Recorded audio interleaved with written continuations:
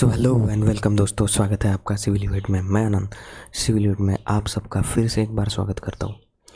और दोस्तों, हमने जैसे बताया था, आज हम लेके आए हैं आरआरबी जेईई के ऊपर एक डिटेल वीडियो। जो आरआरबी जेईई का अभी नोटिफिकेशन आया है, उस आरआरबी जेईई के ऊपर ये पूरा का पूरा वीडियो जो है वो बेस्ड है।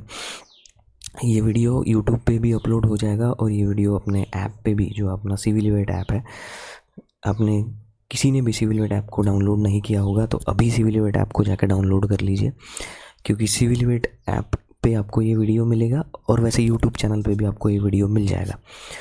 तो ये पूरा का पूरा वीडियो जो है वो सिविल यूनिट ऐप पे भी अवेलेबल है और हमारी ऐप पे भी अवेलेबल है और दूसरा यूट्यूब पे भी अवेलेबल हो जाएगा ये पूरा वीडियो। तो इस पूरे वीडियो में हम जो है पूरे इस नोटिफिकेशन का जो है वो क्रक डिस्कस करने वाले हैं कि इस नोटिफिकेशन में क्या क्या है हुआ है। अपन कंपटीशन का एनालिसिस भी करेंगे कि पिछले साल जो है कितनी वैकेंसीज थी और कितने लोगों ने फॉर्म भरा था। अब इस साल तो जो है फॉर्म अभी शुरू ही हुए हैं, तो अभी इस साल का एनालिसिस तो अपने पास है नहीं, लेकिन पिछले साल के एनालिसिस से अपन इसको देखेंगे।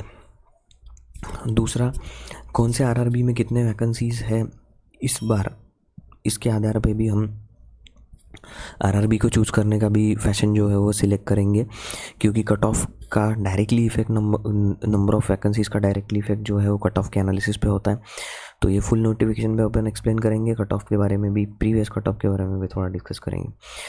और दूसरे दोस्तों, यही एक बताऊंगा कि सिविल वेट एक इंडिया का पहला ऐसा प्लेटफॉर्म है जिसने मेंटरिंग जो है वो जेईई के लिए इंट्रोड्यूस किया है। मेंटरिंग यानी कि सिर्फ और सिर्फ टीचिंग ज़रूरी नहीं होता। मेंटरिंग मतलब आपके अदर दैन जो भी इश्यूज़ है, या फिर कह सकते हो कि एग्ज़ाम से रिलेटेड कोई भी डाउट सॉल्विंग होगा आपका, वो पूरा का पूरा मेंटरिंग में किया जाएगा। फुल गाइडेंस दिया जाएगा आपको सर के द्वारा। सर आरआरबी जेईई टॉप किए हैं, एसएससी जेईई में भी सिलेक्टेड है। पीएससी जो है महाराष्ट्र की, उन्होंने 3 बार जो है वो क्वालिफाई की है। तो सर पूरा का पूरा गाइड करेंगे आपको, इसमें कंप्लीट डाउट सॉल्विंग होगी। जो भी कंटेंट होगा वो खुद सर के द्वारा डिज़ाइन किया जाएगा और ये मेंटरिंग का फ़ायदा अभी भी बहुत लोग उठा रहे हैं, तो आप भी उसमें जुड़िए। तो चलते हैं दोस्तों अपने डिटेल नोटिफिकेशन के ऊपर। So this is the notification of RRBCN, notification number 04/2026। This is the biggest opportunity है दोस्तों ये RRB JEE. It is a very renowned exam of the junior engineer taken by the railway recruitment board and अभी इसमें जो है, हाँ, ये हमेशा आरआरबी जेईई जो है वो junior engineer and DMs, that is deputy material superintendent, इसके लिए ये एग्ज़ाम कंडक्ट करवाती है मिनिस्ट्री ऑफ रेलवेज़। और टोटल नंबर ऑफ़ वैकेंसीज़ इसमें जितनी भी है, सिर्फ और सिर्फ सिविल इंजीनियरिंग की नहीं बोल रहा हूँ मैं, सिविल इंजीनियरिंग कहो या फिर अपनी जो भी मैकेनिकल ब्रांच है, अपनी इलेक्ट्रिकल ब्रांच है, अपनी इलेक्ट्रॉनिक्स ब्रांच है, इन सारी वैकेंसी होती है, इन सारी डिपार्टमेंट्स को मिला के जो है इसमें वैकेंसीज जो है वो टोटल 3,993 वैकेंसीज जो है टोटल इस बार आई हुई है।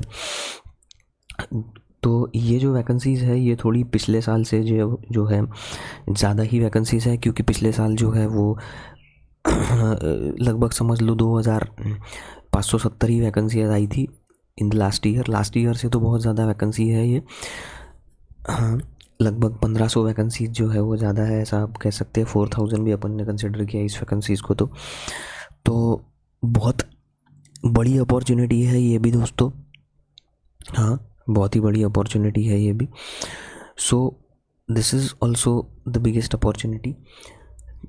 और अभी चलते हैं अपन कि अपने को आगे इस पूरे नोटिफिकेशन में क्या क्या देखना है, क्योंकि हमने इस पूरे नोटिफिकेशन का ब्रेकडाउन आपके लिए यहाँ पे लाया हुआ है।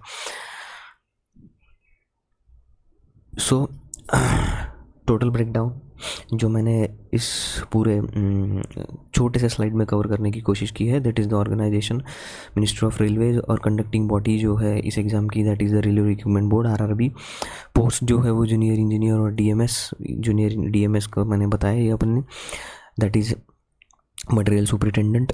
3,993 वैकेंसीज टोटल, बिगेस्ट, बहुत बड़ी अपॉर्चुनिटी है दोस्तों ये आरआरबी जेईई कंपटीशन भी बहुत होता है और आरआरबी जेई की एग्ज़ाम ये बहुत ही एक रिनोड एग्ज़ाम है और कह सकते हो कि it is a very sophisticated kind of exam. इसका स्टैंडर्ड भी अच्छा रहता है और एक सेंट्रल गवर्नमेंट का जेई बनने की आपको अपॉर्चुनिटी जो है वो इस ऑर्गेनाइजेशन में मिल रही है। अभी तो रेलवे ने जो है हर साल एग्ज़ाम कंडक्ट करना चालू किया है, इसलिए ये अपॉर्चुनिटीज़ जो है आगे भी बहुत सारी आती रहेंगी। इसलिए आप जो है ये जो अभी अपॉर्चुनिटी आई है इन पे फोकस करना मेरे लिए लगता है बहुत सही रहेगा, क्योंकि एसएससी जेई का भी नोटिफिकेशन जल्दी ही आएगा, लेकिन आरआरबी जेई का नोटिफिकेशन मैं सबसे अपील करूँगा कि जो भी जेई के लिए प्रिपेयर कर रहे हैं सभी लोग इसमें अपनी जो है एप्लीकेशन फिल करें, क्योंकि ये एक बहुत बड़ी अपॉर्चुनिटी है दोस्तों। सो एलिजिबिलिटी तो आपको पता ही है, एलिजिबिलिटी डिप्लोमा इन इंजीनियरिंग, हाँ डिग्री भी इसमें अप्लाई कर सकता है, डिग्री कैन ऑल्सो अप्लाई, हाँ डिग्री भी इसमें अप्लाई हो सकता है, डिप्लोमा कंप्लीटेड होना चाहिए, या तो फिर डिग्री भी जो है डिग्री स्टूडेंट भी जो है इसमें फॉर्म भर सकता है। डिप्लोमा प्लस डिग्री होगा तब भी फॉर्म भर सकता है और 12th प्लस डिग्री होगा तब भी जो बच्चा है वो फॉर्म भर सकता है, और सिर्फ जिसके पास डिप्लोमा कंप्लीट होगा वो भी इसमें फॉर्म भर सकता है। हाँ तो दोनों के दोनों जो है वो इसमें फॉर्म भर सकते हैं। और दूसरा 4th year student, degree 4th year student भी अगर होगा 4th ईयर स्टूडेंट, तो डिग्री 4th ईयर स्टूडेंट भी जो है इसमें फॉर्म भर सकता है। हाँ लेकिन डिप्लोमा जो है वो पूरी तरह कंप्लीट होना चाहिए, डिप्लोमा प्लस डिग्री होगा तो वो भी फॉर्म भर सकता है, 12 प्लस डिग्री होगा तो वो भी बच्चा फॉर्म भर सकता है। और कोई बच्चा डिग्री 4th ईयर में होगा, यानी 12 प्लस डिग्री करने के बाद 4th ईयर में होगा अभी, या डिप्लोमा प्लस डिग्री करने के बाद 4th ईयर में होगा अभी, तो वो भी बच्चा जो है वो इस एग्ज़ाम का फॉर्म जो है वो इजीली भर सकता है। अब एग्ज़ाम डेट जो है वो अभी अनाउंस नहीं हुई है, ये बाद में अनाउंस होगी। ये पूरी की पूरी एग्ज़ाम 2 फेजेस में होगी, ये तो आपको पता ही होगा, that is CBT 1 plus CBT 2। इसको अपन प्री प्लस मेंस भी बोल सकते हैं, यानी कि this is pre and this is mains, ये फेज़ भी अपन इसको बोल सकते हैं प्री प्लस मेंस। तो ये दोनों एग्ज़ाम जो है वो कंप्यूटर बेस्ड एग्ज़ाम होगी, CBT एग्ज़ाम।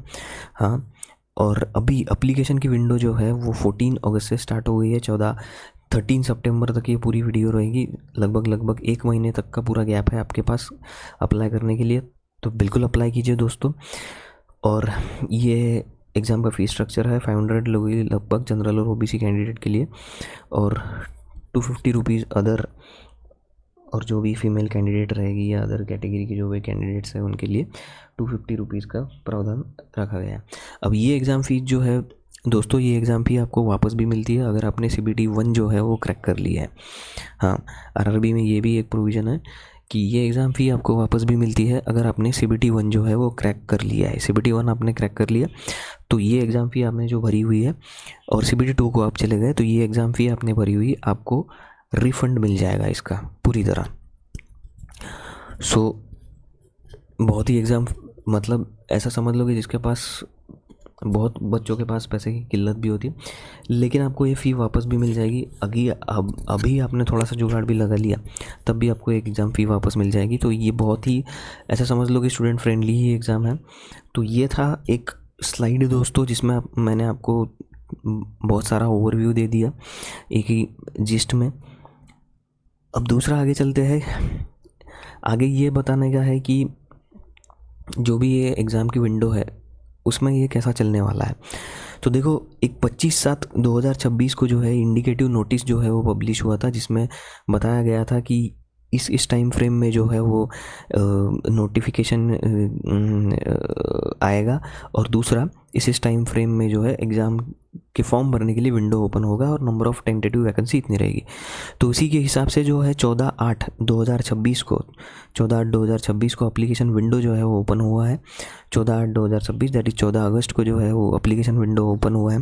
एब्सोल्यूट डेडलाइन जो है वो फाइनल हाँ absolute deadline for final submission जो है, फाइनल सबमिशन के लिए जो एब्सोल्यूट डेडलाइन है दोस्तों, ये डेडलाइन याद रखिएगा 13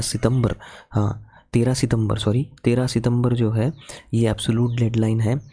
23:59 एप्लीकेशन विंडो जो है यहाँ पे बंद हो जाएगी। एक्सटेंशन हो गया तो वो हम आपको बताएंगे शॉर्ट वीडियो में, लेकिन अभी के लिए जो है वो डेडलाइन यही है कि 13 सितंबर को इसका एप्लीकेशन डेट जो है वो बंद हो जाएगा, फॉर्म फिलिंग बंद हो जाएगा। हाँ अगर हो सकता है किसी का फॉर्म फिल हो गया होगा और सिर्फ पेमेंट बचा होगा, हाँ पेमेंट रिमेनिंग, किसी का अगर पेमेंट जो है वो रिमेनिंग होगा, तो जिसका भी पेमेंट रिमेनिंग होगा उसके लिए 15 सितंबर तक जो है वो पेमेंट कर सकता है। उसने फॉर्म अगर फिल कर दिया है और पेमेंट सिर्फ बचा हुआ है, तो पेमेंट के लिए 2 दिन का एक्स्ट्रा गैप जो है वो दिया गया है, 15/9/2026 तक जो है वो पेमेंट कर सकता है। लेकिन उसकी पहली शर्त यह है कि उसका एग्जामिनेशन फॉर्म जो है वो पेमेंट की स्टेज तक आ जाना चाहिए, सिर्फ और सिर्फ पेमेंट बचा होना चाहिए। अब पेमेंट आपने कर दिया, तो उसके बाद 16/9/2026 से 16/9/2026 से जो है 25/9/2026 तक जो है ये करेक्शन की विंडो रहेगी। लेकिन करेक्शन के लिए यही है कि आपको अपना फॉर्म जो है वो सही से भरना है, क्योंकि अगर आपने सही से नहीं भरा होगा और आपको जो है इस विंडो में करेक्ट करना होगा 16/9/2026 से 25/9/2026 तक जो विंडो चालू हो जाएगी, उसमें अब अगर आपको फॉर्म को करेक्ट करना है तो उसके लिए आपको एक्स्ट्रा 250 रुपीज़ जो है वो पे करना पड़ेगा। हाँ, एक्स्ट्रा 250 रुपीज़ आपको पे करना पड़ेगा। तो ये करने से अच्छा है कि हम जो है अपना एप्लीकेशन जो है, जब हम एप्लीकेशन फॉर्म भरते हैं तभी हम पूरे डेडिकेशन के साथ जो है एप्लीकेशन को अच्छी तरीके से फिल करें, ताकि हमें कोई भी एडिट या करेक्शन की ज़रूरत ना पड़े।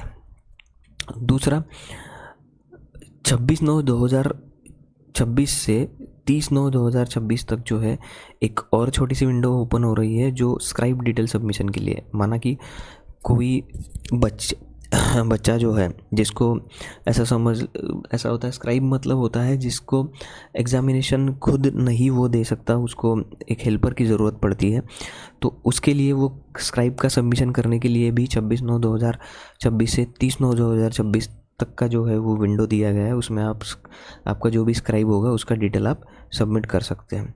और एडमिट, उसके बाद सिर्फ हमें इंतज़ार करना पड़ेगा अपने एडमिट कार्ड का और CBT 1 की एग्ज़ाम डेट का। तो वो भी अनाउंस नहीं हुई है दोस्तों, वो जब भी अनाउंस होगी हम आपको बताएंगे, लेकिन अभी जो है वो अनाउंस नहीं होगी। पहले फॉर्म के सबमिशन के बाद जो है वो डेट अनाउंस हो सकती है, तो उसके बारे में भी आपको बताया ही जाएगा। डेट अगर एक्सटेंड हुई फॉर्म सबमिशन की तो उसके बारे में भी आपको बताया जाएगा दोस्तों।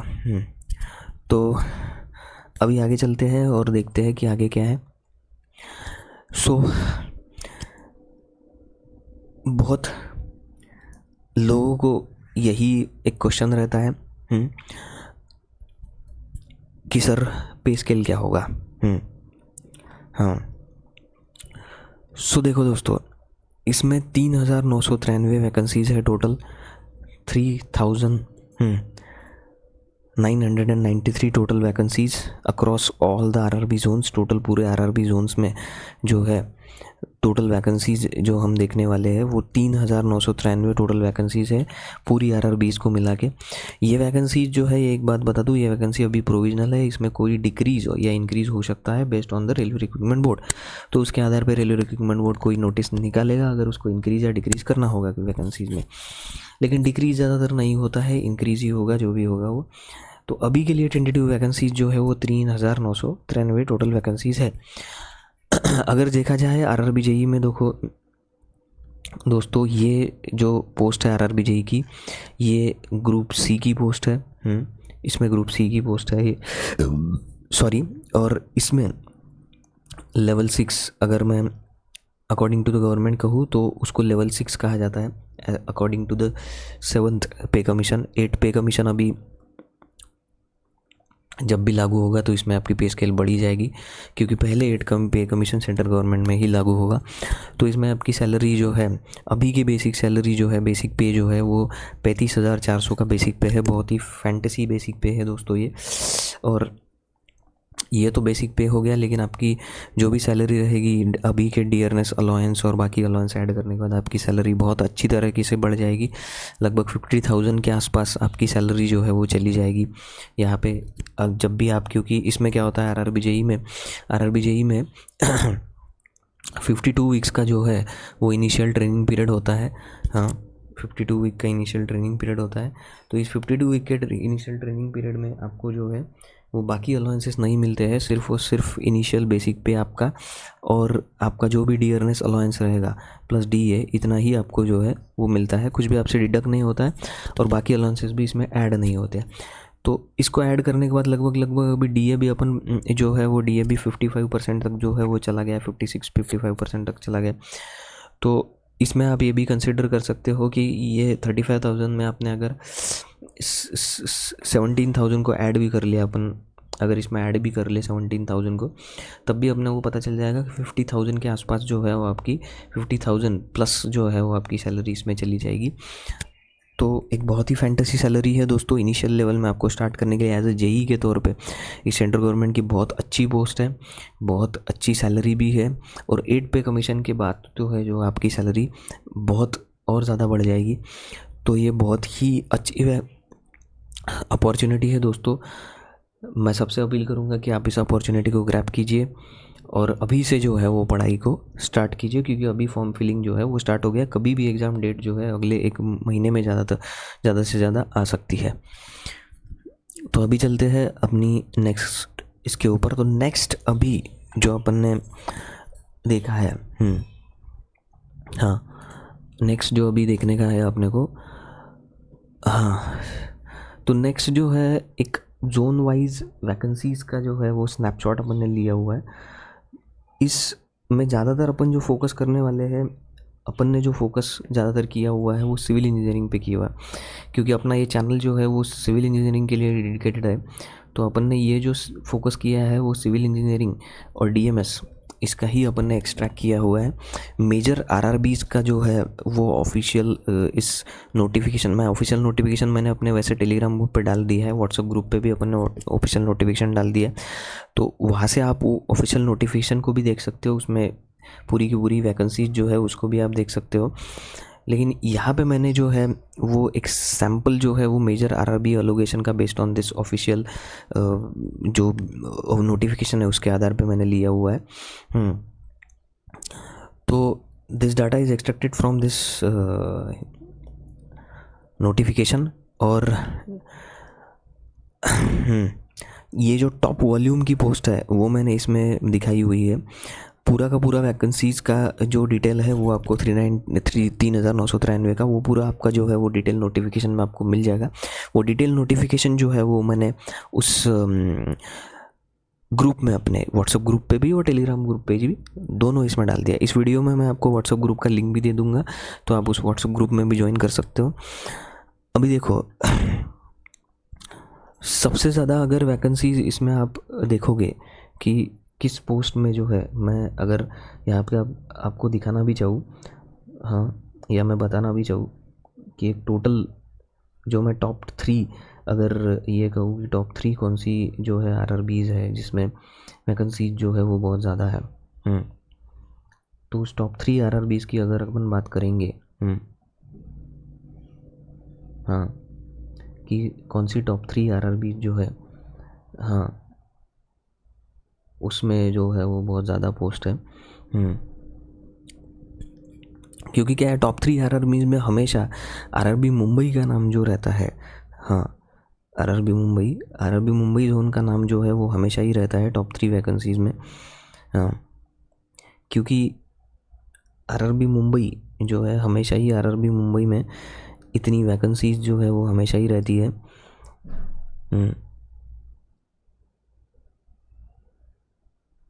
हाँ,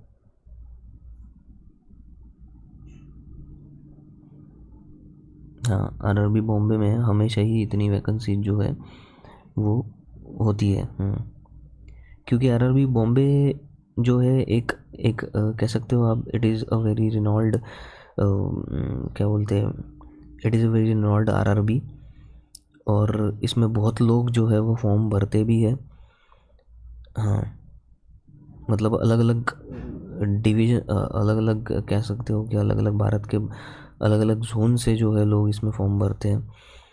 तो अगर हम ये आपको बताएं कि अगर टोटल ये बताने का रहा अभी सिविल इंजीनियरिंग के पर्सपेक्टिव में, क्योंकि अभी अपन सिविल इंजीनियरिंग के पर्सपेक्टिव की बात कर रहे हैं यहाँ पे, तो सिविल इंजीनियरिंग के पर्सपेक्टिव में अगर आप देखेंगे दोस्तों कि टॉप जो आरआरबी है जिसमें सिविल इंजीनियरिंग की वैकेंसी जो है वो कितनी ज़्यादा है,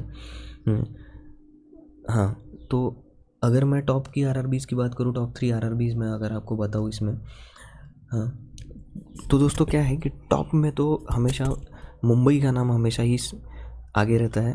मुंबई, आरआरबी जोन मुंबई। ये जो आरआरबी जोन मुंबई है, ये सेंट्रल रेलवे और वेस्टर्न रेलवे, देखो रेलवे इक्विपमेंट की बोर्ड जो है वो अलग है।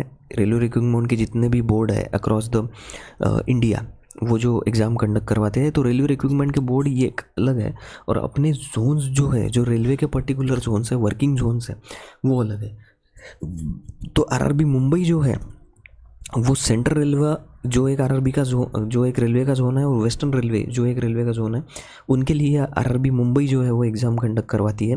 तो आरआरबी मुंबई जो सेंट्रल रेलवे वेस्टर्न रेलवे के लिए एग्ज़ाम कंडक्ट करवाती है, इसमें जो अपन बता रहे हैं ये सिर्फ सिविल इंजीनियरिंग के लिए बता रहा है। तो इसमें जो सिविल इंजीनियरिंग की लगभग जो है 206 पोस्ट इसमें सिविल इंजीनियरिंग की है। कितनी पोस्ट है इसमें सिविल इंजीनियरिंग की? तो अगर आप देखोगे तो इसमें 206 जो है वो पोस्ट जो है वो सिविल इंजीनियरिंग की आपको इसमें नज़र आएंगी। 206 पोस्ट। अब मैं ये टोटल बता रहा हूँ, आरआरबी मुंबई में जो है वो लगभग 206 पोस्ट है। और इसके ही नीचे अगर आप देखोगे तो एक आरआरबी जो प्रयागराज है,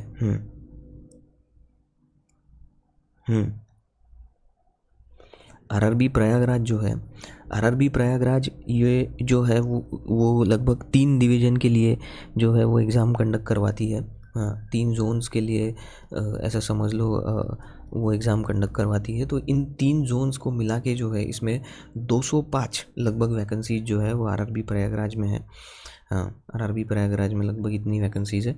और उसके ही नीचे अगर आप देखोगे, हाँ उसके ही नीचे अगर आप देखोगे तो आरआरबी गुवाहाटी, हाँ आरआरबी गुवाहाटी जो एनएफआर के लिए एग्ज़ाम कंडक्ट करवाती है, नॉर्थ फ्रंटियर रेलवे। हाँ आरआरबी गुवाहाटी जो नॉर्थ फ्रंटियर रेलवे के लिए एग्ज़ाम कंडक्ट करवाती है, इसमें लगभग आप समझ सकते हो कि 154 जो है वो वैकेंसीज़ है इसमें। तो ये टॉप 3 आरआरबीज़ है दोस्तों, जिसमें जो है सिविल इंजीनियरिंग के लिए लगभग टोटल पोस्ट अगर मैं कहूँ तो 206, आरआरबी मुंबई 205, और RRB Mumbai RRB Prayagraj same ही समझ सकते हो, 205 206, और आरआरबी गुवाहाटी दैट इज़ 154 जो है वो पोस्ट आरआरबी गुवाहाटी में जो है वो है। हाँ, तो ये सब मिला के अगर सिविल इंजीनियरिंग की टोटल वैकेंसीज अगर मैं डिस्कस करूँ तो सिविल की टोटल वैकेंसीज जो है, हाँ टोटल वैकेंसीज अगर मैं सिविल की डिस्कस करूँ तो इतनी जो है लगभग टोटल वैकेंसी सिविल की है 1500, दैट इज़ 1578। इतनी जो है ये वैकेंसीज सिर्फ और सिर्फ सिविल इंजीनियरिंग की है। हाँ, तो इतनी वैकेंसी जो है वो सिर्फ सिविल इंजीनियरिंग की है। बाकी वो 3993 वैकेंसी जो अपन ने डिस्कस की थी वो सारी ब्रांचेस को मिला के, इसलिए उसमें से सिर्फ अपन ने सिविल इंजीनियरिंग को जो है वो यहाँ पे डिस्कस किया हुआ है। तो ये इतनी वैकेंसी जो है वो सिविल इंजीनियरिंग में है। तो ये तो मैंने अभी ब्रॉड क्रस्ट बताया। अभी यहाँ पे जो मैंने आपको दिखाया हुआ है, ये मैंने आपको ये दिखाया हुआ है इसमें कि अगर सेंट्रल रेलवे में, अगर सेंट्रल रेलवे आरआरबी मुंबई में ही, RRB zone Mumbai central railway में अगर मैं देखूँ तो इसमें किस पोस्ट के लिए जो है 206 में से सबसे ज़्यादा वैकेंसी है। तो जेई पीवे में अगर आप देखोगे, यहाँ पे मैंने कास्ट वाइज भी बाइफरकेट किया हुआ है, ओपन, एससी एसटी ओबीसी में कितनी वैकेंसी है, डब्ल्यूएस में टोटल मिला के 78 जो है सबसे ज़्यादा। हाँ, इस पोस्ट में सबसे ज़्यादा वैकेंसी जो है वो है इसमें। तो सेंट्रल रेलवे में अगर आप देखोगे तो सेंट्रल रेलवे में जेई पीवे में सबसे ज़्यादा वैकेंसीज़ है, 78 वैकेंसीज जो है। मतलब इस 206 पोस्ट अगर इसमें आरआरबी मुंबई में थी, आरआरबी मुंबई में कितनी पोस्ट थी, आरआरबी मुंबई में अभी अपन ने डिस्कस किया तो 206 पोस्ट थी। तो इन 206 पोस्ट में से सेंट्रल रेलवे में जो है जेई पीवे की लगभग 78 पोस्ट है। इसी सेंट्रल रेलवे में आप अगर जेई वर्क्स की पोस्ट देखोगे तो जेई वर्क्स की लगभग 65 पोस्ट जो है वो जेई वर्क्स की है। आरआरबी मुंबई में ही देखोगे वो भी सेंट्रल रेलवे के लिए जेई वर्क्स की पोस्ट जो है 65 है। सिकंदराबाद जो ये आरआरबी सिकंदराबाद है, इसमें अगर आप जेई पीवे की पोस्ट देखोगे तो इसमें बहुत ज़्यादा जेई पीवे की पोस्ट है, लगभग 100 पोस्ट जो है वो जेई पीवे की है इसमें। पटना, आरआरबी पटना में देखोगे that is east coast railway, sorry east central railway. हाँ, तो ईस्ट सेंट्रल रेलवे के लिए जेई पीवे की पोस्ट जो है इसमें पटना आरआरबी में 52 पोस्ट है लगभग। और गुवाहाटी जैसा अपन ने डिस्कस किया था 3rd नंबर पे सबसे ज़्यादा पोस्ट है इसमें total, that is north frontier railway. तो इसमें जेई वर्क्स की जो है लगभग 58 पोस्ट है। देखो जेई पीवे और जेई वर्क्स इसमें बहुत ज़्यादा पोस्ट होती है। इसमें किसी भी आरआरबी में अगर देखोगे तो जेई पीवे और जेई वर्क्स में बहुत ज़्यादा पोस्ट होती है। और बेंगलुरु आरआरबी में देखोगे तो डीएमएस स्टोर की पोस्ट जो है वो सबसे ज़्यादा है इसमें, और 18 पोस्ट जो है वो डीएमएस स्टोर की इसमें आप देख सकते हो। तो जेई पीवे, जेई वर्क्स, जेई पीवे और जेई वर्क्स में इतना ही डिफरेंस होता है दोस्तों कि पीवे जो होता है वो परमानेंट वे यानी कि ट्रैक से रिलेटेड कामों को देखता है, और वर्क्स वाले जो लोग होते हैं या वर्क्स वाला जो कैडर होता है वो वर्क्स वाला कैडर सिविल वर्क्स यानी कि जैसे कि बिल्डिंग वर्क हो गया या प्लेटफॉर्म बनाने का वर्क हो गया, यानी कि जो भी वर्क्स जो अदर दैन ट्रैक से रिलेटेड नहीं रहते हैं, जो सिविल वर्क रहते हैं, यानी कि कंक्रीट जिसमें यूज़ होता है ऐसा आप कह सकते हो। तो ये वर्क जो होते हैं वो वर्क्स के लिए डिफ़ाइन किए जाते हैं या वर्क्स के कैडर को जो है असाइन किए जाते हैं। दोनों ये फील्ड पोस्टिंग की पोस्ट है दोस्तों। दोनों की दोनों जेई पीवे और जेई वर्क्स, हाँ एक्चुअली साइट पे काम करने वाली पोस्ट है ये। तो आगे चलते हैं और आगे देखते हैं कि इसमें एकेडमिक क्वालिफ़िकेशन कितना चाहिए, मैंने बताया था। हाँ तो मैंने आपको ये बताया था इसमें क्या बताया था मैंने कि डिप्लोमा का स्टूडेंट जो है वो इसमें अप्लाई कर सकता है। 3 year diploma in civil engineering, diploma का स्टूडेंट इसमें अप्लाई कर सकता है। मैंने ये भी बताया कि था कि जिसके पास डिप्लोमा कंप्लीट होना चाहिए, ये 3 साल का डिप्लोमा कंप्लीट होना चाहिए। तो 3 साल का डिप्लोमा जिसके पास कंप्लीट है वो इसमें जो है वो भर सकता है। अगर किसी ने बीएससी किया होगा सिविल इंजीनियरिंग में, वो भी 3 साल का होता है। ये तो डिग्री हो गया सिविल इंजीनियरिंग में, लेकिन बीएससी भी किया होगा सिविल इंजीनियरिंग में 3 साल का, तब वो भी इसमें एलिजिबल हो सकता है। और combination of basic streams of civil engineering या फिर combination of basic streams of civil engineering होगा तो वो भी सिविल इंजीनियरिंग के लिए जो है इस आरआरबी जेईई में फॉर्म भर सकता है। डिग्री जिसके पास डिप्लोमा होगा 3 साल का, वो डिप्लोमा कंप्लीट होना चाहिए, डिप्लोमा कंप्लीट होना चाहिए, ये चीज़ याद रखना। जिसके पास डिप्लोमा प्लस डिग्री है, हाँ वो भी इसमें अप्लाई कर सकता है, लेकिन ये डिप्लोमा 3 साल का कंप्लीट ही होगा तभी वो डिग्री में जाएगा। तो ये बच्चा जो है वो इजीली डिप्लोमा के आधार पे अप्लाई कर सकता है। डिग्री के 4th ईयर में जो अगर भी होगा वो तब भी अप्लाई कर सकता है क्योंकि उसके पास डिप्लोमा कंप्लीटेड है। तो ये बच्चा तो इजीली अप्लाई कर सकता है। लेकिन जिस बच्चे के पास 12th किया हुआ है और जिसके पास डिग्री जो है वो कंप्लीट है, जिसकी डिग्री कंप्लीट है, वो अप्लाई कर सकता है क्योंकि उसकी डिग्री कंप्लीट है। लेकिन 12th बच्चा है और 4th ईयर की डिग्री में है, हाँ 12th का बच्चा है और 4th ईयर की डिग्री में है, तो ये बच्चा जो है ये बच्चा अप्लाई नहीं कर सकता है। ये चीज़ ध्यान रखना। यही इसीलिए लिया है कि final year students awaiting results are not eligible to apply. Final year student जो है वो अवेटिंग रिजल्ट्स के लिए है। वो फाइनल ईयर स्टूडेंट ये भी हो सकता है कि डिप्लोमा के फाइनल ईयर में हो तो वो भी अप्लाई नहीं कर सकता। कोई डिग्री के फाइनल ईयर में होगा 12th प्लस डिग्री किया हुआ कैंडिडेट, जो डिग्री के फाइनल ईयर में अभी होगा वो भी एलिजिबल नहीं है इसके लिए दोस्तों। तो बस एक ही चीज़ को याद रखिएगा, जो डिप्लोमा कंप्लीट होगा वो अप्लाई कर सकता है, जो डिप्लोमा प्लस डिग्री होगा वो भी अगर 4th ईयर में होगा डिग्री के तो अप्लाई कर सकता है क्योंकि उसका डिप्लोमा कंप्लीट है। लेकिन 12 प्लस डिग्री किया हुआ कैंडिडेट, उसकी डिग्री कंप्लीट होना चाहिए तभी अप्लाई कर सकता है। 4th ईयर वाला कैंडिडेट अप्लाई नहीं कर सकता। तो एज लिमिट जो है एज ऑन 1/1/2027 जो है वो एज जो है limit 18 to 33 years, this is the age limit. Age relaxation भी इसमें दिया जाएगा क्योंकि ओबीसी एनसीएल के लिए 3 साल का एज रिलैक्सेशन है, एससी और एसटी के लिए 5 साल का एज रिलैक्सेशन है, और इन कैंडिडेट्स के लिए जो है वो 10 से 15 साल का एज रिलैक्सेशन इसमें दिया गया है। तो ये एज रिलैक्सेशन का जो है क्राइटेरिया है दोस्तों। This is the age relaxation criteria. So this is age relaxation criteria. ये स्लाइड मैंने इसी के लिए ऐसी फैंसी बनाई हुई है ताकि आपको इजीली समझ में आए कि हम क्या कह रहे हैं, हम बोल क्या रहे हैं। तो इसीलिए हमने ये स्लाइड इस तरीके से बनाई है। ये जो मेडिकल कैटेगरीज होगी दोस्तों, ये आपको आरआरबी में जब आप CBT 1 और CBT 2 क्रैक कर लोगे उसके बाद एक डॉक्यूमेंट वेरिफिकेशन होता है, और डॉक्यूमेंट वेरिफिकेशन के बाद आपका मेडिकल किया जाता है। हाँ तो मेडिकल इतना भी ज़्यादा स्ट्रिक्ट नहीं होता, लेकिन उनके लिए थोड़ा स्ट्रिक्ट होता है। अगर कोई पीवे में या वर्क्स में सिलेक्ट हुआ तो उसके लिए मेडिकल क्राइटेरिया थोड़े स्ट्रिक्ट होते हैं। जो DND यानी कि डिज़ाइन एंड ड्राइंग में सिलेक्ट हुए हैं या फिर एक ब्रिज का कैटेगरी होता है या ट्रेड होता है उसमें सिलेक्ट हुए हो तो उनके लिए थोड़ा बहुत जो है वो रिलैक्सेशन होता है इन मेडिकल कैटेगरीज़ में।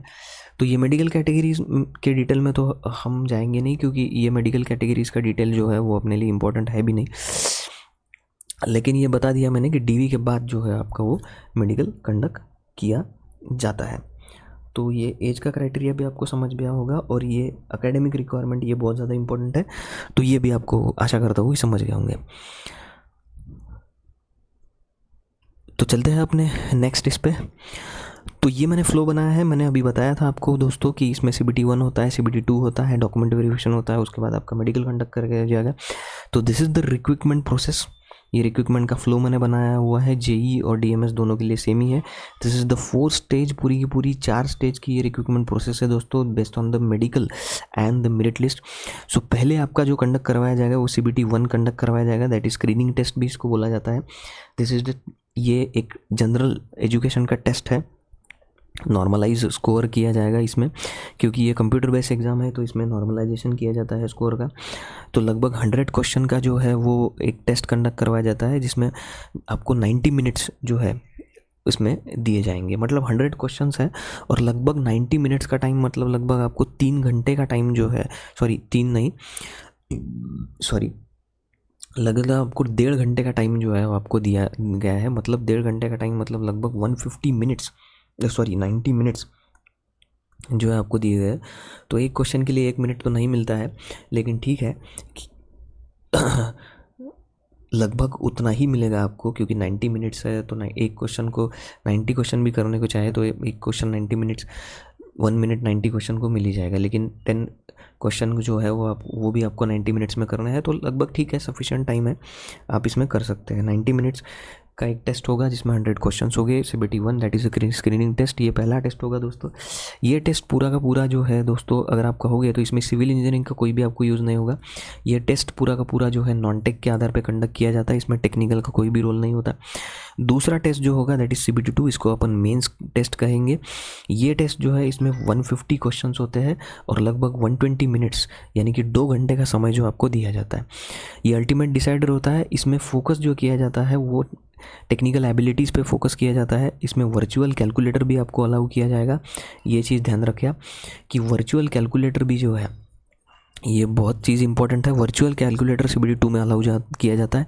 CBT 1 में कैलकुलेटर जो है वो अलाउ नहीं होता है, इसमें ज़रूरत भी नहीं पड़ती है, लेकिन ठीक है थोड़ी बहुत जो ज़रूरत पड़ती है उसमें कैलकुलेटर अलाउ नहीं होता है। CBT 2 में कैलकुलेटर अलाउ होता है। CBT 2 में जो है 150 क्वेश्चन रहेंगे, तो 150 क्वेश्चन में 100 + 50 ऐसा बाइफर्केशन होगा, तो 50 नॉन टेक के क्वेश्चन पूछे जाएंगे आपको और 100 क्वेश्चन जो है वो टेक से पूछे जाएंगे। तो इसमें भी थोड़ा बहुत नॉन टेक होता है और हेविली जो बेस हो वो टेक्निकल का होता है, दैट इज़ सिविल इंजीनियरिंग से क्वेश्चन पूछे जाएंगे इसमें। उसके बाद जो स्टेज आती है, उसके बाद जो है स्टेज 200 आती है डॉक्यूमेंट वेरिफिकेशन की। डॉक्यूमेंट वेरिफिकेशन की जो है वो टेस्ट आती है। इसमें डॉक्यूमेंट देखो कैसा है कि जो भी मेरिट मतलब CBT 2 करवाएगा तो डॉक्यूमेंट वेरिफिकेशन के लिए जो है जितनी वैकेंसीज होंगी उसके 3 टाइम्स, जितनी वैकेंसीज होंगी उसके 3 टाइम्स जो है कैंडिडेट डॉक्यूमेंट वेरिफिकेशन के लिए सिलेक्ट किए जाते हैं। तो याद रखना कि डॉक्यूमेंट वेरिफिकेशन के लिए जो है वो जितनी वैकेंसीज होंगी उसके 3 टाइम्स जो है कैंडिडेट डॉक्यूमेंट वेरिफिकेशन को बुलाए जाते हैं। और जितने डॉक्यूमेंट वेरिफिकेशन को कैंडिडेट बुलाएंगे उनका डॉक्यूमेंट वेरिफिकेशन होने के बाद दूसरे ही दिन उनको मेडिकल में के लिए भी भेजा जाता है। तो मेडिकल के लिए इंडियन रेलवे के जो हॉस्पिटल है उन इंडियन रेलवे के हॉस्पिटल में आपको जो है भेजा जाएगा और वहाँ पे आपका जो है वो मेडिकल कंडक्ट करवाया जाएगा। तो ये स्टेजेस होने के बाद मतलब मेडिकल भी आपका कंडक्ट होने के बाद और ये DV होने के बाद एक फ़ाइनल मेरिट लिस्ट जो है वो आपकी पब्लिश की जाएगी। हाँ मतलब फ़ाइनल लिस्ट जो है, फाइनल रिकमेंडेशन लिस्ट जो है आपकी पब्लिश की जाएगी, जिसमें आपका जो है वो रोल नंबर दिया जाएगा जिन जिन कैंडिडेट का सिलेक्शन हुआ है। तो ये भी 3 टाइम्स जो कैंडिडेट अपन ने सिलेक्ट किए थे DV के लिए, इसमें से भी शॉर्ट लिस्ट किए जाएंगे और जितनी वैकेंसीज़ है उतने कैंडिडेट्स का सिलेक्शन जो है वो फाइनल मेरिट लिस्ट में होगा। तो ये 3 टाइम्स में भी जो है वो सॉर्टिंग होगा। DV में हो सकता है कोई DV में जो है आउट हो जाए या हो सकता है कोई मेडिकल में आउट हो जाए। तो इसमें क्राइटेरिया ऐसा रहता है दोस्तों कि एक डॉक्यूमेंट वेरिफिकेशन के लिए, डॉक्यूमेंट वेरिफिकेशन को शॉर्टलिस्ट करने के लिए कट ऑफ लगाया जाता है। तो वो डॉक्यूमेंट वेरिफिकेशन को शॉर्टलिस्ट करने के लिए जो भी कट ऑफ लगाया जाएगा उसके आधार पे 3 टाइम्स कैंडिडेट को सिलेक्ट किया जाएगा और मेडिकल होने के बाद एक और जो है वो कट ऑफ लगाया जाएगा जो फाइनल रिकमेंडेशन लिस्ट या फाइनल सिलेक्शन लिस्ट बनाने के लिए यूज़ होगा।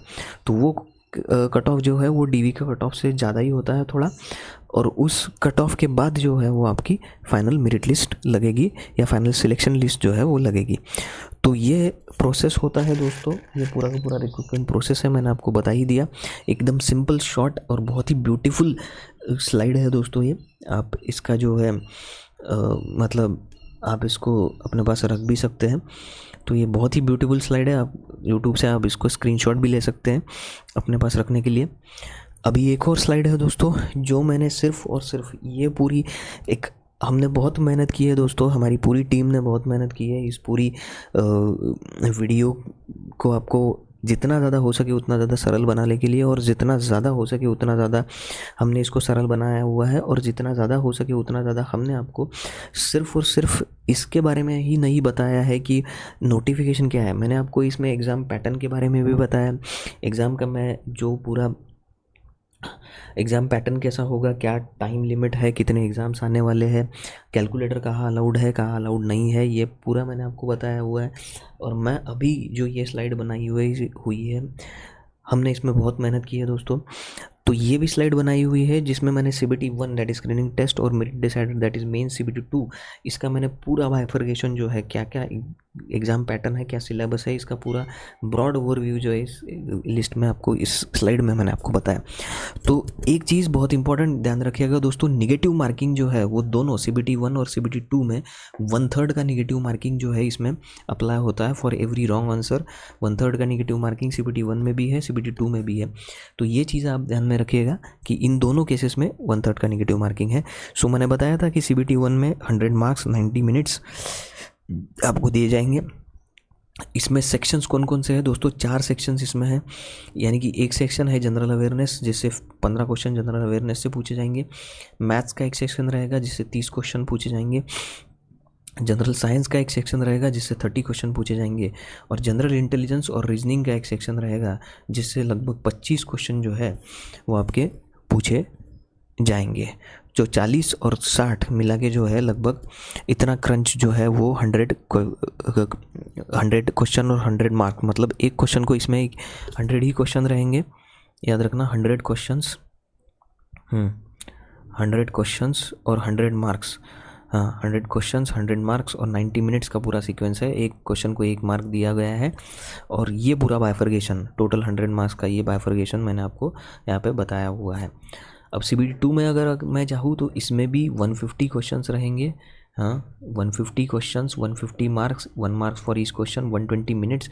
और इसमें जो है इसमें अगर मैं आपको बताऊँ तो कितने क्वेश्चन इसमें रहेंगे, तो पहले तो देख लेते हैं कि भाई जो टेक्निकल एबिलिटीज़ है, जो टेक्निकल एबिलिटी है जो सिविल इंजीनियरिंग की है, टेक्निकल इसमें भी देखो 4 सेक्शन है दोस्तों, 1, 2, 3 और एक टेक्निकल एबिलिटीज़ का सेक्शन। तो टेक्निकल एबिलिटीज़ के लिए 100 क्वेश्चन पूछे जाएंगे, ये मैंने आपको पहले ही बताया था कि 150 में से 100 क्वेश्चन सिर्फ और सिर्फ टेक्निकल एबिलिटीज़ के लिए पूछे जाएंगे, 100 क्वेश्चन सिर्फ और सिर्फ टेक्निकल एबिलिटीज़ के लिए रहेंगे।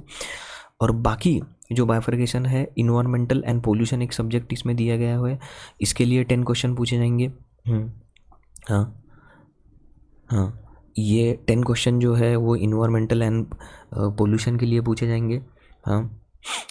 दूसरा टॉपिक है इसमें बेसिक्स ऑफ कंप्यूटर, तो इस बेसिक्स ऑफ कंप्यूटर के लिए 10 क्वेश्चन पूछे जाएंगे, 10 question is from basics and computer.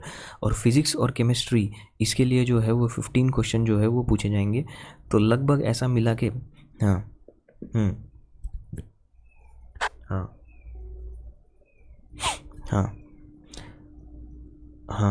तो ये मिला के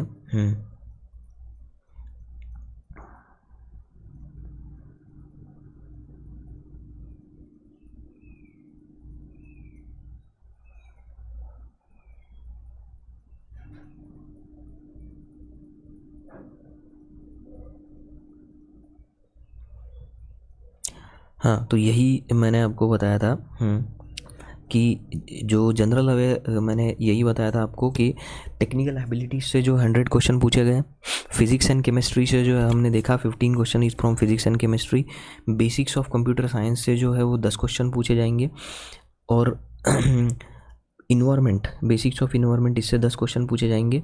और एक और टॉपिक जो इसमें छूट गया है, जो इसमें बताना जो है वो छूट गया है, क्योंकि इसमें जो है इन CBT2 में जो है टोटल मिला के 5 जो है वो सेक्शन है। इसमें जैसे 4 सेक्शन थे, हाँ इसमें 4 सेक्शन थे, तो इसमें टोटल लगभग आपको मिला के आप समझ सकते हो कि इसमें 5 सेक्शन जो है वो आपको दिखेंगे।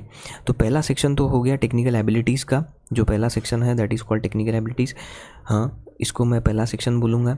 दूसरा सेक्शन जो है वो इन्वायरमेंटल एंड पोल्यूशन, जिसके 10 क्वेश्चन पूछे जाएंगे। तीसरा सेक्शन जो है बेसिक्स ऑफ कंप्यूटर, जिसके 10 क्वेश्चन हो गए। चौथा सेक्शन जो होगा वो फिजिक्स एंड केमिस्ट्री, इसके 15 क्वेश्चन हो गए। और एक 5वां सेक्शन इसमें रहेगा, जो रहेगा जनरल नॉलेज के लिए, दैट इज GK, जिसको अपन जनरल अवेयरनेस भी बोल सकते हैं। तो इसके लगभग जो है वो 15 क्वेश्चन रहेंगे। ये इसमें थोड़ा छूट गया है दोस्तों, तो इस चीज़ को जो है आप नोट डाउन कीजिएगा। GK के 15 क्वेश्चन इसमें रहेंगे। इस स्लाइड में थोड़ी बहुत यहाँ पे जो है एक डिफ़िकल्टी हो गई है CBT2 का, इसमें GK का पार्ट इसमें ऐड करने का रह गया। तो बस एक 5th जो टॉपिक GK का टॉपिक है वो आप इसमें ध्यान रखिएगा कि इसमें और एक एडिशनल 15 मार्क्स का या 15 क्वेश्चन का टॉपिक जो है वो है GK, यानी कि जनरल अवेयरनेस, इसको भी आप कह सकते हो। तो ये एक टॉपिक भी जो है इसमें ऐड है। तो इसमें 4 सेक्शंस है दोस्तों, यहाँ पे आपको दिखेंगे 4 सेक्शंस CBT1 में, और CBT2 में जो है CBT2 में 5 सेक्शंस जो है वो अपने को यहाँ पे नज़र आएंगे, और वो 5 सेक्शन के नाम अभी अपन ने बता दिए। हाँ तो चलते हैं आगे दोस्तों। तो अभी आप एक ब्रॉड ओवरव्यू लेंगे अपन CBT2 में, जो अपने को 100 मार्क्स है, जो अपने को CBT2 में 100 मार्क्स दिए हुए हैं। इन CBT2 के 100 मार्क्स का अपन थोड़ा बहुत एक ब्रॉड ओवरव्यू लेंगे यहाँ पे। हाँ यहाँ पे तो मैंने यही जो थोड़े बहुत इंपॉर्टेंट सब्जेक्ट है उनका ब्रॉड ओवरव्यू दिया है, लेकिन सिविल इंजीनियरिंग का सिलेबस जो कि 100 मार्क्स का आपको CBT2 के लिए पूछा जाने वाला 100 मार्क्स का सिलेबस है CBT2 का, तो उसके लिए मैंने यहाँ पे दिखाया गया है। Civil engineering syllabus deep drive अपन ने किया हुआ है यहाँ पे। तो इसके लिए कौन कौन से सब्जेक्ट हैं, ये आपको इसका पूरा का पूरा जो है डिटेल आपके ऑफिशियल नोटिफिकेशन में मिल ही जाएगा। लेकिन मैं एक सब्जेक्ट को डिस्कस करता हूँ कि कौन कौन से सब्जेक्ट आप में इसको है। एक तो इंजीनियरिंग मैकेनिक्स, ये सब्जेक्ट आपको इसमें दिखाई देगा। कंक्रीट टेक्नोलॉजी, जिसमें अपन कंक्रीट के बारे में पूरी तरह पढ़ेंगे। Building material and construction and finishes, जिसमें आपको लोड बेयरिंग स्ट्रक्चर, प्लास्टरिंग वगैरह इसके बारे में पूरा सिखाया जाएगा। सबस्ट्रक्चर, सुपर स्ट्रक्चर, ये पूरे के पूरे सब्जेक्ट्स जो है, ये पूरे सब्जेक्ट हम हमारी बैच में सिविल वेट जो अगले वीक में जो है, अगले वीक तक हम RRB JEE का जो है पूरे तरह कोर्स लेके आएंगे। लेकिन ये पहला कोर्स जो रहेगा RRB JEE का, ये CBT1 के लिए रहेगा दोस्तों। हाँ ये सिर्फ और सिर्फ CBT1 के लिए रहेगा। सिविल वेट का ये जो पूरा कोर्स है, ये सिर्फ और सिर्फ पहले जो रहेगा वो CBT1 के लिए रहेगा। तो ये CBT1 का कोर्स है पूरा का पूरा। तो इसमें आपको ये सारे सब्जेक्ट दिखाई देंगे। आपको सिविल इंजीनियरिंग का जो अपन सिलेबस कवर करेंगे वो CBT2 के कोर्स में कवर करेंगे। तो पहले अपना कोर्स जो लॉन्च होने वाला है वो RRB JEE का CBT1 के लिए लॉन्च होने वाला है, जिसमें पूरी तरह ये नॉन टेक का पार्ट जो हमने डिस्कस किया CBT1 का, ये पूरा जो है वो अपने CBT1 के बैच में जो है वो कवर किया जाएगा। हाँ ये पूरा CBT1 के बैच में हम कवर करेंगे। ये जो general awareness, general intelligence, reasoning, maths and general science, ये पूरा पार्ट उसमें कवर किया जाएगा। तो CBT2 का जब कोर्स अपन लॉन्च करेंगे उसमें अपन जनरल ये पूरे सब्जेक्ट जो RRB JEE CBT2 के लिए पूरे कवर किए जाएंगे। Engineering mechanics, concrete technology, building material and finishes, surveying, उसके बाद जियो टेक्निकल इंजीनियरिंग जो आपके लिए है, उसके बाद computer aided design. Computer aided design मतलब उसमें ऑटोकैड रहेगा। हाँ ऑटोकैड की कमांड्स, 3D मैक्स, ये सारी इनपुट जो है उसमें रहेंगी। उसके बाद इरिगेशन और हाइड्रोलॉजी का पार्ट रहेगा, हाँ जिसमें फ्लूइड मैकेनिक्स का भी पार्ट आता है। इरिगेशन, हाइड्रोलॉजी और फ्लूइड मैकेनिक्स, इन तीनों सब्जेक्ट को यहाँ पे कंबाइनली दिखाया गया है। स्ट्रक्चरल मैकेनिक्स, जिसको अपन कह सकते हो हाँ जिसे अपन सॉम कह सकते हैं, उस सॉम का पार्ट भी इसमें रहेगा। हाँ स्ट्रक्चरल मैकेनिक्स या डिज़ाइन, इसमें सॉम का पार्ट भी पूरी तरह रहेगा। सॉम और जिसमें आप कह सकते हो इसमें सॉम का भी पार्ट रहेगा, और जो है थ्योरी ऑफ स्ट्रक्चर का भी पार्ट रहेगा। और ये स्टील डिज़ाइन भी इसमें कवर होगी। तो ये स्ट्रक्चरल मैकेनिक्स एंड डिज़ाइन नहीं है, इसको अपन स्टील डिज़ाइन कह सकते हैं। हाँ तो यहाँ पे जो सब्जेक्ट है that is called steel design का भी पार्ट इसमें रहेगा आपको। उसके बाद एस्टिमेशन एंड कॉन्ट्रैक्ट का भी पार्ट रहेगा, इन्वायरमेंटल इंजीनियरिंग का भी पार्ट रहेगा और ट्रांसपोर्टेशन और हाईवे का भी पार्ट रहेगा। ट्रांसपोर्टेशन में हाईवे भी आएगा, रेलवे भी आएगा, टनल भी आएगा, ये सारी चीज़ें जो है, और एयरपोर्ट भी आएगा और ब्रिज का भी थोड़ा थोड़ा पार्ट रहेगा। तो ये पूरा का पूरा ड्राइव जो है, ये तो मैंने आपको बस ओवरव्यू के लिए बताया है, लेकिन पूरा सिलेबस जो है आपको उस डिटेल नोटिफिकेशन में जो है वो सिविल इंजीनियरिंग के सेक्शन में लास्ट में जो एनेक्जर लगे उसमें आपको पूरी तरह मिल जाएगा। तो ये तो मैंने आपको पहले ही बताया था। देखो दोस्तों कि RRBJEE के आप वेबसाइट में अगर जाओगे तो आप में इसको ऑफिशियल अकाउंट बनाना पड़ेगा। और दूसरी एक चीज़ याद रखिएगा दोस्तों कि स्ट्रिक्टली आप एक ही RRB से फॉर्म भर सकते हैं, आप किसी भी एक RRB से फॉर्म भर सकते हैं। मल्टीपल अप्लीकेशंस जो है वो नहीं आप कर सकते। आपने ट्राई भी किया तो आपको इसमें डिबार्ट कर दिया जाएगा, तो ये रिस्क मत लीजिएगा। एक ही RRB से जो है वो एक ही RRB से आप फॉर्म भर सकते हैं। और इसमें एक और चीज़, इसमें लाइव फ़ोटो का कैप्चरिंग होता है। लाइव फ़ोटो का कैप्चरिंग इसमें मैंडेटरी है, तो इसमें आपको लाइव फ़ोटो का कैप्चरिंग करना पड़ेगा। और फॉर्म फिल करते वक्त बहुत ही ज़्यादा डेडिकेटेड रहेगा, क्योंकि फिर मॉडिफिकेशन करने के लिए आपको 250 रुपीज़ का एक्स्ट्रा पेमेंट करना पड़ेगा, जो वेस्ट होगा, आपको पैसे भी वेस्ट जाएंगे और टाइम भी वेस्ट जाएगा। तो एक और चीज़ याद रखिएगा कि एक ही RRB से आज जो है आप फॉर्म भर सकते हैं। तो ये छोटा सा रोड मैप है उसके लिए। हाँ, तो ये क्रूशियल फैक्टर्स मैंने यही बताया है। फाइनल ईयर कैंडिडेट जो है इसमें अप्लाई नहीं कर सकते, ये चीज़ मैंने आपको पहले ही बताई कि you must possess your final qualification, that is degree या diploma on end of before 13/9/2026 के पहले आपको डिप्लोमा कंप्लीट हो जाना चाहिए या आपकी डिग्री कंप्लीट हो जानी चाहिए। फाइनल ईयर स्टूडेंट्स जो है वो इसमें अप्लाई नहीं कर सकते। आप एक ही RRB से जो है एप्लीकेशन कर सकते हो, मैंने आपको पहले ही बताया। मल्टीपल RRB से आप एप्लीकेशन नहीं कर सकते हो। इसमें लाइव फ़ोटो का कैप्चरिंग होगा, ये भी मैंने आपको बताया था। और बाकी कैलकुलेटर जो है वो तो मैंने आपको बताया ही था, लेकिन ये थोड़े बहुत क्रूशियल फैक्टर है जो आपको फॉर्म भरते हुए यूज़ होंगे। हाँ, ये बहुत, अब ये थोड़ा बहुत एक ओवरव्यू दिखाया गया है। हाँ, choose your RRB zone carefully. हाँ, क्योंकि एक बार अगर अपन ने RRB जोन को सिलेक्ट कर दिया तो उसके बाद अपन RRB जोन को जो है आगे नहीं सिलेक्ट कर पाएंगे या उसको बदल नहीं पाएंगे। तो ये तो मैंने आपको लगभग ये बता दिया था दोस्तों। ये वैकेंसीज़ का डिटेल भी मैंने आपको बता दिया था। हाँ, एक बार और ये जानते हैं कि अब ये छोटा सा एक और पॉइंट अपन जानते हैं कि इसमें अपने को जो अभी तक अपन ने ये बताया था कि कितनी जो है, हाँ हाँ, मतलब लगभग अपन ये बताएं, तो अपन ने ये बताया था कि लगभग कि अभी तक, हाँ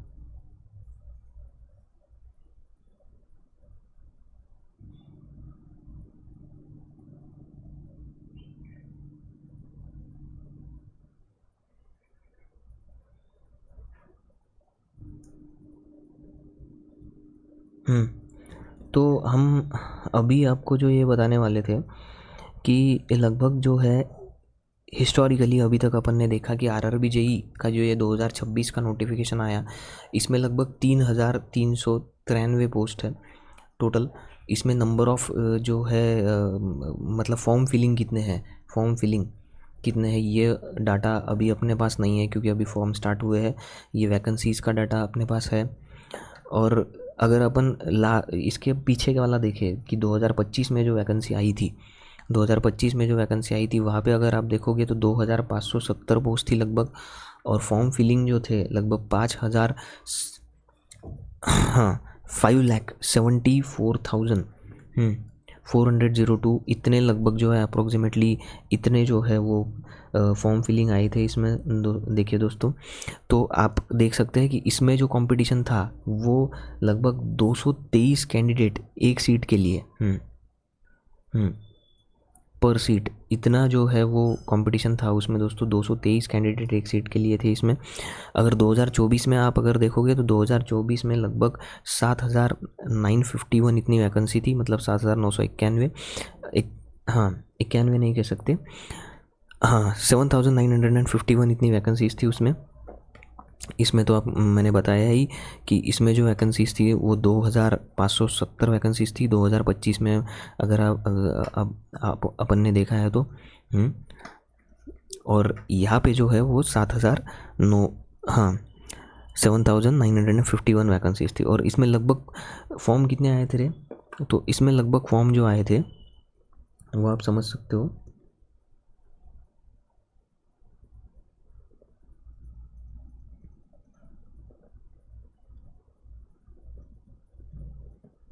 लगभग इतने फॉर्म जो है इसमें रिसीव हुए थे 11 लाख। हाँ 11,74,000 जो है इसमें लगभग फॉर्म रिसीव हुए थे। और इसमें आप देख सकते हो कि 147 कैंडिडेट पर सीट, जो लगभग क्राइटेरिया जो है इसका लगभग इतना ही था, 147 कैंडिडेट लगभग एक सीट के लिए थे।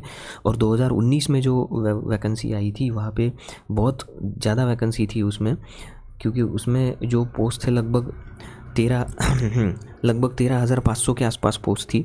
13,487 पोस्ट थी इसमें। और लगभग इसमें बहुत सारे फॉर्म्स आए थे दोस्तों, इसमें बहुत सारे। अगर आप देखोगे, हाँ, तो इसमें 32 लाख के आसपास जो है वो फॉर्म्स आए थे। फॉर्म फिलिंग जो है इसमें 32 लाख के आसपास फॉर्म फिलिंग हुई थी, बहुत ज़्यादा फॉर्म फिलिंग हुई थी। तो इसमें 237 कैंडिडेट, हाँ, पर सीट के लिए जो है वो यहाँ पे थे। तो आप एक यहाँ पे ध्यान रख सकते हो दोस्तों। तो ये जो डाटा है लगभग यहाँ पे अपन देखोगे तो अप्रॉक्सीमेटली मुझे भी लगता है कि 6 लाख या 6-7 लाख के आसपास जो है वो फॉर्म इसमें लगभग इसमें आएंगे। 6-7 लाख के आसपास जो है वो फॉर्म इसमें आएंगे। तो आप ये ट्रेंड देख सकते हो दोस्तों कि कंपटीशन जो है वो बहुत ज़्यादा है। ये आपने ट्रेंड यहाँ पे देख लिया होगा। इस साल भी जो है वो कंपटीशन रहेगी। तो यार ट्रेंड देख ही सकते हो, कंपटीशन बहुत ज़्यादा है। 6-7 लाख के आसपास फॉर्म तो आएंगे ही आएंगे अप्रॉक्सीमेटली। ये टेंटेटिव डाटा है एक, हाँ, लेकिन हो सकता है कि इतने फॉर्म्स आएंगे ही आएंगे 6-7 लाख के आसपास, क्योंकि वैकेंसीज भी जो है वो बहुत ज़्यादा है दोस्तों इसमें। तो मैंने आपको आरआरबी का ये भी बताया था बाइफरकेशन। तो आरआरबी चूज़ करते वक्त आपको बहुत ज़्यादा ध्यान रखना है, क्योंकि आपको, अब मैं महाराष्ट्र के जो भी कैंडिडेट होंगे उनको तो मैं बोलूँगा कि आप आरआरबी मुंबई के सिवा कहीं जाइए ही मत। हाँ, क्योंकि आप क्योंकि इसमें सेंट्रल रेलवे, वेस्टर्न रेलवे, आप रेलवे का जोन नहीं सिलेक्ट कर सकते, आप सिर्फ आरआरबी चूज़ कर सकते हैं। तो एक ही आरआरबी आपको सिलेक्ट करनी है। तो मैं उनको वही बोलूँगा कि आरआरबी मुंबई ही सिलेक्ट करें। हाँ, बाकी जिस भी कोने कोने से देश के बच्चे इस वीडियो को देख रहे होंगे उनको मैं यही बोलूँगा कि अपनी सूटेबिलिटी के आधार पे जो है वो उसको चूज़ करें आरआरबी को। दूसरा, बहुत लोग ये भी बोलते हैं कि सर कट ऑफ के आधार, उसमें कट ऑफ कम लगता है, इसमें कट ऑफ ज़्यादा लगता है। तो देखो दोस्तों, वो कट ऑफ जो है वो वैकेंसी से डिसाइड होता है। और बहुत बार अपना ये भी रहता है कि अगर जिन लोगों को जो है वो अपना होम में पोस्टिंग नहीं करना है, या जिनको बाहर भी पोस्टिंग करने के लिए वो तैयार है, तो वो बड़े बड़े आरआरबी से भी फॉर्म भर सकते हैं, प्रयागराज से भी भर सकते हैं, बॉम्बे से भी भर सकते हैं, गुवाहाटी से भी भर सकते हैं, या दूसरी जगह से भी भर सकते हैं। हाँ, लगभग आरआरबी मुंबई का जो कट ऑफ भी लगता है तो वो ज़्यादा बड़ा नहीं लगता है। आरआरबी प्रयागराज में हो सकता है थोड़ा वैकेंसीज भी है, लेकिन उसमें बच्चे पता नहीं, लेकिन वहाँ पे बच्चे हो सकता है ज़्यादा पढ़ाई करते होंगे, वहाँ थोड़ा कट ऑफ ज़्यादा लगता है। आरआरबी बॉम्बे में तो ठीक है, नॉर्मल लेवल में ही लगता है, इतना ज़्यादा कम भी नहीं लगता है और इतना ज़्यादा बड़ा भी नहीं लगता है, कम ही लगता है। तो आप अपनी, क्या है कि वो कट ऑफ जो डिसाइड होता है वो तो बाद में डिसाइड होगा, जब आप, ऐसा नहीं है कि हर एक बार जो है वो कट ऑफ कम ही लगेगा या हर एक बार कट ऑफ ज़्यादा ही लगेगा। वो कट ऑफ जो होता है वो तो कैंडिडेट की संख्या के आधार पर जितने आई हुई है और कितने कैंडिडेट्स को मार्क्स है, एक्चुअली कैंडिडेट को मार्क एग्ज़ाम में पढ़े कितने हुए हैं, उसके आधार पे जो है वो कट ऑफ डिसाइड होता है। तो कट ऑफ ऐसा नहीं है कि किसी में इस साल कम लगा है तो अगले साल भी कम ही लगेगा या ऐसा कुछ। वो कम भी लग सकता है, ज़्यादा भी लग सकता है, वो अपने इस पर डिपेंड करता है। लेकिन आप वाइजली जो है एक बार पूरा उस पीडीएफ में जितने भी आरआरबीज़ दिए हुए हैं, 2-3 आप आरआरबीज़ अगर आपने सिलेक्ट कर लिए तो उन आरआरबीज़ के ऊपर आप जो है वो वर्क करके उसमें फॉर्म, उसमें से एक किसी में आप फॉर्म भर सकते हो। हाँ, उसमें से किसी में आप फॉर्म भर सकते हो। अगर मैं यहाँ पे डिस्कस करूँ कि आरआरबी, हाँ, 1-2 आरआरबीज़ के लिए अगर मैं यहाँ पे कट ऑफ का डिस्कशन करूँ भी, तो हाँ, तो वो मैं आपको बता सकता हूँ यहाँ पे। हाँ, कि एक दो आरआरबीज़ के लिए अगर मैं कट ऑफ का डिस्कशन यहाँ पे करूँ भी कि पिछले साल कितना नोटिफिकेशन लगा था, या पिछले साल जो है वो कितना कट ऑफ लगा था, जो अपन ने 2025-26 में यहाँ पे डिस्कस किया, तो 2025-26 में जो है लगभग कितना कट ऑफ लगा था। हाँ, तो ये टॉप की जो आरआरबीज़ है, हाँ, जैसे आरआरबी मुंबई होगी, आरआरबी ये हो गया आरआरबी मुंबई, और आरआरबी इसका अगर डिस्कस करेंगे अपन, आरआरबी मुंबई में अगर आप देखोगे तो एक तो पहले तो ये जो भी कट ऑफ लगता है दोस्तों वो ट्रेड के आधार पे लगता है। हाँ, तो ये कट ऑफ अपने अपने ट्रेड के आधार पे लगेगा। हाँ,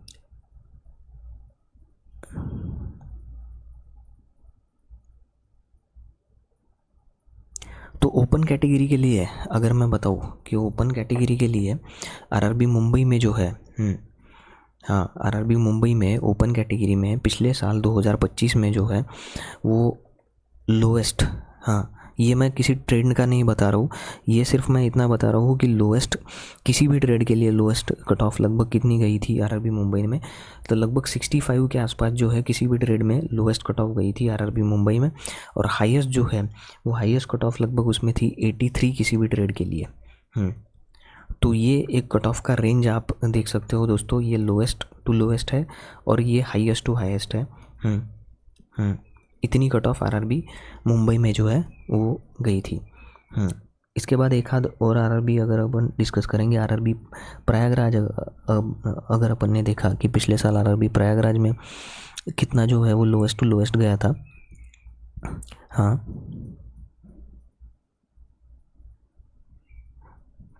तो आरआरबी प्रयागराज में जो है वो लोएस्ट टू लोएस्ट, हाँ, आरआरबी प्रयागराज में अब अगर अपन देखेंगे,